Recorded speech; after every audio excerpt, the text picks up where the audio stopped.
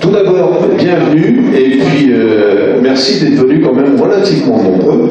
Et je crois comprendre qu'il y en a de la Manche, il y en a de l'Eure. Non, la Manche, c'est pas sûr, je crois. Oui, il y en a de l'Eure, du 76, et du Calvados, c'est déjà beaucoup. Alors on a lancé avec Christine ce petit comité de soutien pour François Asselineau. L'objectif, bon, c'est rien de très, très, très formel. C'est simplement pour que chacun puisse apporter sa petite pierre à l'édifice pour essayer de faire gagner François Asselineau. Alors je sais, c'est pas facile. Mais on a encore 14 jours, je crois. Hein. Alors, d'abord, on s'est rendu compte, parce qu'il y a des gens que je ne connaissais pas, mais qui, par l'intermédiaire de Facebook ou Twitter, retweetent sans cesse. Alors ça, il faudrait que chaque jour, on voit de l'UPR sur Facebook et Twitter. Parce que ça, c'est important, ça marche. Et vous remarquerez que dans la plupart des cas, les commentaires qui sont faits ne sont pas insolents, comme on a pour les autres. Alors, donc c'est plutôt bien vu, et profitons-en. Hein. Donc c'est surtout ça l'objectif, hein, c'est de relayer un petit peu, tous ensemble, pour qu'on puisse essayer de faire monter la mayonnaise. Hein, c'est surtout ça qui compte. Voilà, alors donc, on vous a passé tout à l'heure un petit intermède du 25 mars, hein, où il y avait vraiment de l'ambiance pour ceux qui y étaient, ils n'ont pu s'en rendre compte. Mais on essaie de refaire vivre, mais on est moins nombreux, on n'est pas 6500, hein, comme on était l'autre fois. Et puis, il y a des interventions qui viennent très bonnes, je pense notamment au petit Cédric Robert, qui est un collègue maire dans le centre de la France, je ne sais où, et qui a fait une très... Pardon ? Frédéric, oui, qui a fait une très très belle intervention, je trouve. En tant que maire, il a fait une très belle intervention.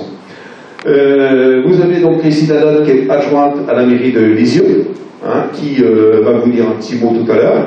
Et puis si vous avez un petit mot à dire, eh bien n'hésitez surtout pas. C'est le moment, c'est convivial, on est en famille. Hein, on commence à devenir une grande famille, puisqu'on est maintenant, je crois, 23 600... Pardon ? Olivier a du mal à aller jusqu'à mais... C'est déjà pas mal, hein, tu vois bien comment ça a fait, hein, on n'était pas si nombreux au départ, et puis ça commence à bien monter. Voilà, donc je ne vais pas vous ennuyer plus longtemps, parce qu'on n'est pas là pour faire des discours, hein, c'est simplement, le but c'est de se motiver, donner un petit peu l'ambiance pour que tout le monde puisse, soit par la distribution de tracts, de papier, enfin, parler d'Asselineau au maximum, bien souvent. Hein, c'est bien vu, c'est bien perçu. 23 746. Vous voyez, hein, c'est quand même... ça progresse tout le temps. On était à 23 000. Voilà, donc je vais passer la parole maintenant à Christine, qui va vous dire un petit mot. Ensuite, Dominique va vous passer... je lui ai demandé, mais bon, je dis ça, vous l'avez peut-être vu, je voudrais qu'il repasse un petit peu l'intervention, ça ne dure pas très longtemps, ça dure 16 ou 18 minutes, je crois. L'intervention que François Asselineau a fait auprès des maires de France, devant les maires de France. Je trouve qu'elle était très très complète et qu'elle était très intéressante de cette interview. Hein, et puis après, on essaiera de parler un petit peu, essayer de trouver à partager des arguments, hein, si jamais vous rencontrez des gens qui vous reprochent, la sortie de l'euro, comme j'ai entendu hier dans le débat, dans le meeting de François Fillon, Luc Châtel, qui s'est époumoné à dire que c'était la ruine de tout le monde. Attendez, c'est entièrement faux, et ça, il faut le dire, il faut le marteler. Hein. Moi, j'ai un petit argument que j'ai repris dans les vidéos de François Asselineau. Si vous devez 1 000 euros, hein, vous prenez l'exemple, c'est assez simple. Si vous devez 1 000 euros, au moment du passage du Frexit, François Asselineau a dit qu'on faisait 1 euro, 1 franc, ce qui est assez logique. Bon, là jusqu'ici, au moment où on fait ce changement, les 1 000 euros deviennent 1 000 francs. Donc il n'y a pas de plus-value, il n'y a pas de... Hein, c'est 1 000 francs. Dans les semaines qui vont suivre, parce qu'il ne faut pas oublier que l'euro le franc est surévalué d'à peu près 6%, c'est entre 6 et 10%, et le Deutsche Mark est sous-évalué de 15%. Ce qui fait que l'Allemagne est devenue très attractive, et puis nous, ben, forcément, on l'est beaucoup moins. Donc dans les semaines qui vont suivre le Brexit, lorsque la monnaie aura été changée, que le franc sera mis en place, dans les semaines qui vont suivre, on va se retrouver avec une petite chute du franc. Mais pour nous, ça ne change rien, puisque c'est la monnaie locale de notre pays qui comptera. Bon, on ne parlera plus qu'en francs. Hein, vous vous rendrez compte de la différence lorsque vous faites le rapport avec les euros. Là, forcément.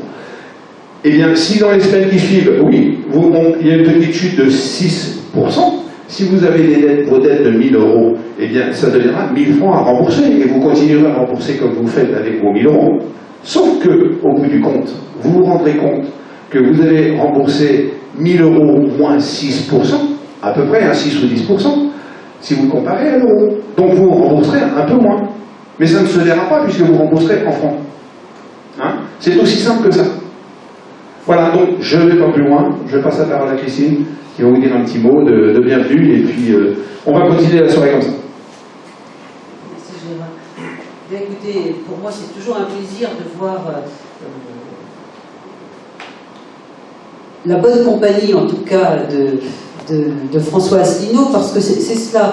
Je crois que le problème dans notre pays, c'est que lorsque vous avez un discours qui ne colle pas à la pensée unique, vous êtes un citoyen de seconde zone, et je vous dis ça parce que je l'ai vécu pour avoir appartenu à quelques partis politiques précédemment, et notamment le RPR, où pour avoir fait campagne contre le traité de Maastricht, eh bien, si le résultat avait été différent de celui qu'il a été, si par exemple il y avait eu 30% de non au lieu de 49%, eh bien nous étions tous exclus du RPR pour avoir osé, c'est-à-dire transgresser la ligne directrice du RPR. Bien que le RPR, et je le disais à quelques-uns de nos amis tout de suite, Jacques Chirac avait dit à l'issue du scrutin que 90% des RPR avaient voté contre, 5% parce qu'ils étaient convaincus par l'Union européenne et 5% pour lui faire plaisir. Donc c'est pour vous dire effectivement, je dirais, le mot m'échappe, pour vous expliquer comment dans ce pays, en fait, il faut être, on est très nombreux à vouloir notre indépendance, parce que nous sommes français, franc, comme le dit François Asselineau, ça veut dire libre, et je me souviens très bien que lorsqu'en 2002, enfin c'était même pas en 2002, c'était peut-être en 99, quand effectivement la monnaie est devenue l'euro, c'est un des économistes de l'école de Chicago qui avait dit moi je ne comprends pas qu'un pays qui a une monnaie qui s'appelle le franc puisse l'abandonner. Vous voyez, donc c'est malgré tout, malgré l'ultralibéralisme, cette personne-là avait été bien intentionnée pour le dire. Alors donc, moi ça me fait toujours plaisir de rencontrer tout un tas de gens, et surtout des jeunes. Je vais vous dire une chose, le 25 mars, j'ai été bluffée, parce que je n'ai vu que des jeunes, et des hommes jeunes, en plus.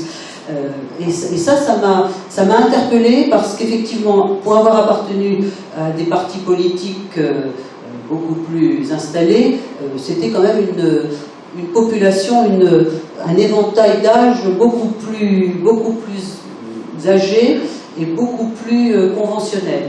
Et donc là, je me suis dit qu'il y avait quelque chose qui se passait, et qu'effectivement, la jeunesse avait dû comprendre, parce que nous, les vieux barbons, enfin, je veux pas... Je le dis volontairement parce qu'avec Gérard, ça fait 25 ans qu'on se connaît, donc on a milité dans les mêmes instances. Et donc, eh bien, on était un peu installés, voilà, on dit, alors on a nous nos propres convictions, mais malgré tout, on sait très bien que quand on est installé dans un système, eh ben, on a du mal à en sortir. Et quand j'ai vu justement toute cette population jeune, je me suis dit, il y a un espoir. Et je pense que cet espoir, nous allons le découvrir le soir du 23 avril. Alors, je ne sais pas si ce sera je dirais, l'apothéose si François Asselineau sera élu président, je l'espère, comme vous tous. Maintenant, s'il ne l'était pas, je pense que nous ne sommes pas les 0% que la presse aujourd'hui, ou les sondages qui appartiennent au CAC 40 ou aux grands groupes financiers veulent bien nous donner, parce qu'effectivement, quand on regarde Cheminade, à la limite, il a plus que nous, Jean Lassalle également. Non, mais c'est pas crédible, bien entendu, mais bah, tout le monde le sait, nous le savons, nous le savons. Maintenant, nous ne sommes pas seuls, malheureusement. Si nous étions seuls, on ferait à nous seuls l'élection, mais bon, pour l'instant, c'est comme ça. Et on sait que malheureusement, les sondages, eh bien, sont quand même toujours là. D'ailleurs, je vous renverrai à une petite vidéo que j'ai retrouvée il y a quelques 8 jours, 5-6 jours, de Philippe de Villiers, qui disait effectivement, les sondages, si on ne les achète pas, eh bien, on n'existe pas. Et donc, lorsqu'il s'était présenté aux élections européennes, il y a, je ne sais plus en quelle année, il avait effectivement, il ne décollait pas dans les sondages, il était toujours à 3-4%. Et puis, il avait quand même un homme excessivement riche avec lui, Goldschmidt, et il lui a dit, écoute, je crois que malheureusement, la seule chose qui peut faire changer les sondages aujourd'hui, c'est qu'on achète les sondages. Donc, ils ont acheté une partie des sondages chez TF1, je ne sais plus quel, et ils ont décollé tout de suite, ils sont arrivés à 13, 14, 15%, etc. Voilà. Donc, pour dire qu'effectivement, cette pensée unique, elle n'est pas que dans la pensée, elle est dans toutes les actions que nous vivons, que nous faisons, même dans notre vie quotidienne. Alors, pour être comme Gérard, je dirais, dans les instances de la vie politique en France, c'est-à-dire la proximité, quand on est élu, vous savez, moi, quand j'étais petite, en 68, j'entendais les gens qui disaient élection piège à con. Je m'en doutais, pour l'avoir vu précédemment, mais depuis que je suis élu, je peux le dire véritablement, élection piège à con. Parce que même quand on est élu, effectivement, il y a des choses qu'on peut faire dans la proximité, notamment, je pense que la strate municipale est celle qui est la plus intéressante en définitive, parce que c'est celle qui peut s'occuper je dirais, des concitoyens. Ce sont eux qui sont importants. Nous sommes élus pour les concitoyens. Or aujourd'hui, qu'est-ce qui se passe? Nous sommes élus pour faire plaisir au CAC 40, pour faire plaisir à Bruxelles, pour faire plaisir à tous ces gens-là qui n'en ont rien à faire, je dirais, de monsieur, madame Dupont, Durand, etc. Donc voilà, moi je suis très contente qu'on se réunisse ce soir. D'abord, ça me permet de connaître certains de nos amis de l'autre côté de l'eau. Je dis ça à dessein. Non, mais je vais vous dire pourquoi je le dis. Parce qu'il y a quelques années, il y avait une réunion, une sorte de conférence-débat avec Nicole Hamelin, que connaît bien Gérard. C'était sur l'Europe. Alors il y avait je ne sais plus qui, pas un commissaire, mais enfin un technocrate, un eurocrate de Bruxelles qui était venu faire sa petite conférence, et puis elle était là, et puis elle nous avait vanté tous les avantages qu'il y avait à intégrer la Turquie dans l'Union européenne. Alors, bien entendu, tout le monde avait écouté avec dévotion, etc. Et puis, à la fin de l'exposé, les questions-réponses, et le maire de Pont-Audemer lève le doigt en disant « Madame le ministre, j'aimerais bien vous poser une question. Quid de la réunification de la Normandie ?»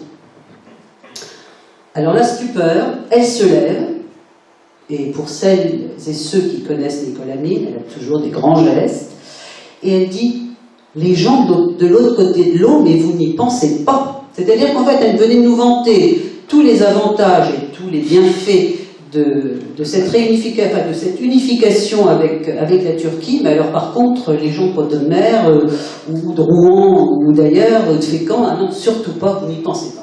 Voilà. Donc, pour vous dire que nous sommes dans cette situation-là, et je remercie encore, et on ne remerciera jamais assez François Asselineau d'avoir éveillé les consciences, parce que c'est ça le problème.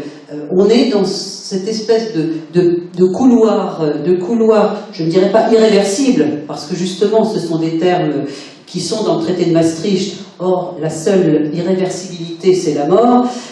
Et heureusement,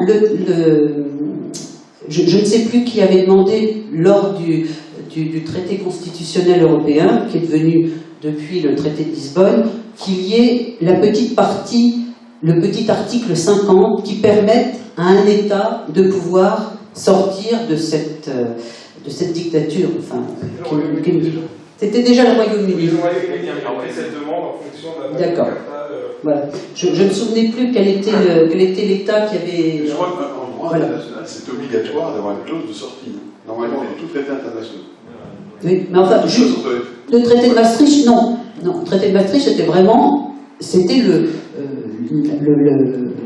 c'était bloqué. Nous étions dans l'irréversibilité totale. C'est-à-dire quand François Asselineau a créé l'UPR, il n'existait pas cet article 50. Non, non, du tout.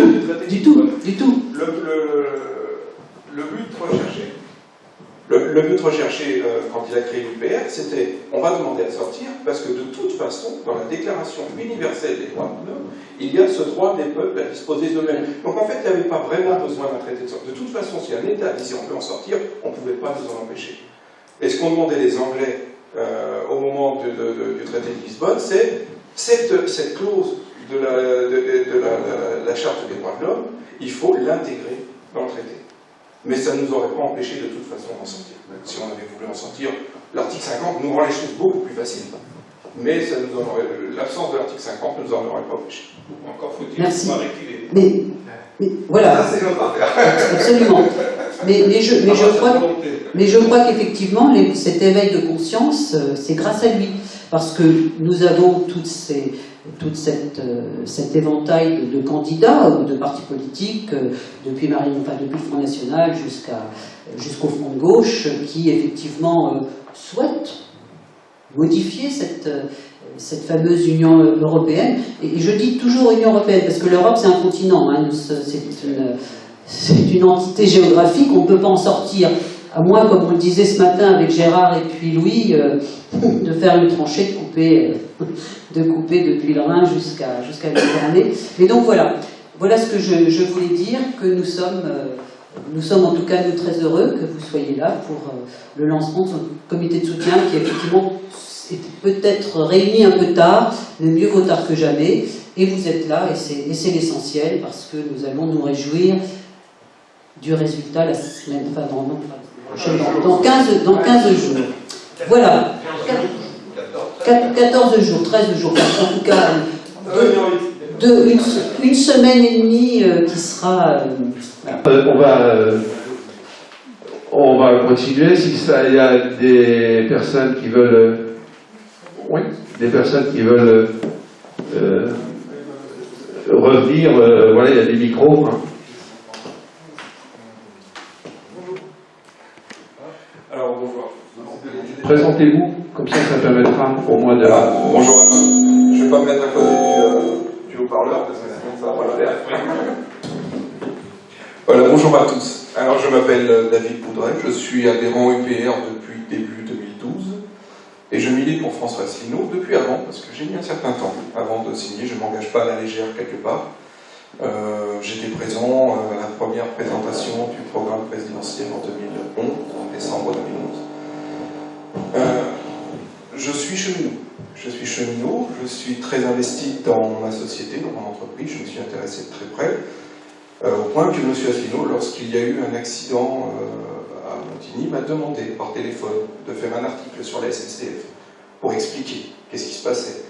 Alors bien sûr, ce n'était pas un article pour dire c'est la faute d'un tel, c'est la faute d'un tel, parce qu'on avait une enquête et puis c'est pas à moi de le dire et puis j'en savais rien. Mais il fallait quand même qu'on dise que ce qui se passe actuellement, on avait le meilleur chemin de fer au monde, on l'a détruit.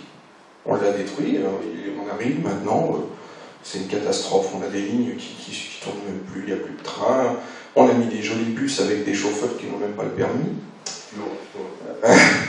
Non, c'est une anecdote. Ils ont arrêté un chauffeur de bus dans la région de Lille, la police, et ils ont contrôlé. Le chauffeur n'avait pas le permis. C'est super. Donc voilà. Et enfin, il avait le permis, hein. Il avait perdu tous ses points. On va quand même relativiser les choses. Et donc, j'ai entendu énormément d'arguments. J'ai commencé à défendre l'UPR à une époque où on me disait que j'étais fou, y compris ma femme. Mais depuis, ma femme milite à l'UPR. Elle a commencé à ouvrir les yeux, parce que c'est la force de la vérité, c'est qu'elle finit par percer, elle finit quand même. On dit toujours, le mensonge prend l'ascenseur, la vérité arrive par l'escalier, mais elle arrive quand même. Et les arguments, j'en ai entendu. Et là, j'en entends actuellement un que j'entends énormément. Je l'entends à la télé, je l'entends à la radio. C'est Asselineau et ses articles. Il nous sort ces articles. Alors, il y en a même un sur France Inter. Il nous a dit qu'il allait nous sortir l'article de la Constitution du Zimbabwe, histoire de ridiculiser ce qu'on dit. Et à ces gens-là, je leur réponds, vous venez de pendant 5 ans, est-ce que vous n'avez pas entendu parler de quelque chose qui s'appelle 49.3 ? Est-ce que tu sais ce que c'est ? Alors déjà, je peux vous assurer que 80% des gens nous disent c'est un article, mais ils ne savent pas de quoi. Ils ne savent pas d'où vient ce 49.3, c'est un article de quoi. Donc je leur explique, le 49.3, c'est un article de la Constitution française. Et cet article-là, vous vous rendez compte, il vous a pourri la vie pendant 5 ans. Il a détruit la démocratie. Ça vous montre l'importance d'un article. Donc quand M. Asselineau vous dit cet article-là, l'article 63, cet article 121, cet article 106, il est en train de vous mettre le doigt sur ces articles qui vont vous pourrir la vie, comme l'a fait le 49.3 depuis 5 ans. Et je peux vous assurer que ces personnes, quand on leur dit ça, eh bien, ils commencent à me dire, alors c'est quoi cet article 63 ? On démonte un argument parce qu'il faut arriver à leur expliquer. Les gens ne sont pas bêtes. Il faut du temps. Alors, j'étais conducteur, je ne suis plus conducteur de train, ça n'a absolument rien à voir avec l'UPR, quoi que ce soit, j'ai des problèmes de santé. Je suis maintenant contrôleur. Et en tant que contrôleur, je rencontre la population française. Je peux vous assurer que dans les trains, on a du plus riche au plus pauvre. J'ai même rencontré des députés, ils doivent regretter de m'avoir rencontré. J'ai rencontré énormément de gens, je discute avec eux, même des gens modestes, même des gens qui ont un français mais médiocre, des gens qui n'ont aucune culture, même française, hein, je suis désolé de le dire, malheureusement on en a dans les trains, ceux qu'on appellerait des cas sociaux. Mais ces cas sociaux, quand on discute avec eux, on s'aperçoit qu'ils sont loin d'être cons. Ils sont loin d'être cons. Ils comprennent rien, ça c'est sûr, parce qu'on ne leur explique pas. Mais quand on discute, quand je prends pas, alors bon, je contrôle plus beaucoup. Mais ils comprennent. Donc, ce que je peux tous vous dire, c'est vraiment prenez le temps d'expliquer aux gens et ne les prenez jamais de haut. Jamais de haut, parce qu'on s'aperçoit qu'on a vraiment en face de nous des gens qui, parfois, sont très cultivés, parfois n'ont pas de culture, mais des gens bêtes, il y en a très peu. Il y en a aussi. Mais bon, cela, renoncer tout de suite, ça sert à rien. Il y en a vraiment très peu. Je suis trop chaud. Donc voilà, vous pouvez parler, vous pouvez discuter. Il y a une vidéo, on dit souvent les conférences de François Asselineau sont très très longues. Il y a une vidéo qui est sortie hier. Alors peut-être certains d'entre vous l'ont mis. Je l'ai mis sur mon Facebook, elle a été faite par un adhérent. Et elle aborde le sujet en 30 minutes. Elle va parler de François Asselineau, de ce qu'on a perdu en France. Elle est extraordinaire. Elle est vraiment extraordinaire. Alors je ne sais pas si on pourrait la trouver si vous avez Internet. Et on ne va pas la mettre parce qu'elle fait 30 minutes. Je veux juste que vous la trouviez. Ben oui, 30 minutes, ça fait quand même un peu long ici. Voilà. Vous la trouverez sur YouTube, vous la trouverez sur mon Facebook. Cette vidéo, elle est fantastique parce qu'elle part de ce qu'on a perdu. Le jour où la France est morte. Le jour où la France est morte. Donc c'est vraiment une vidéo.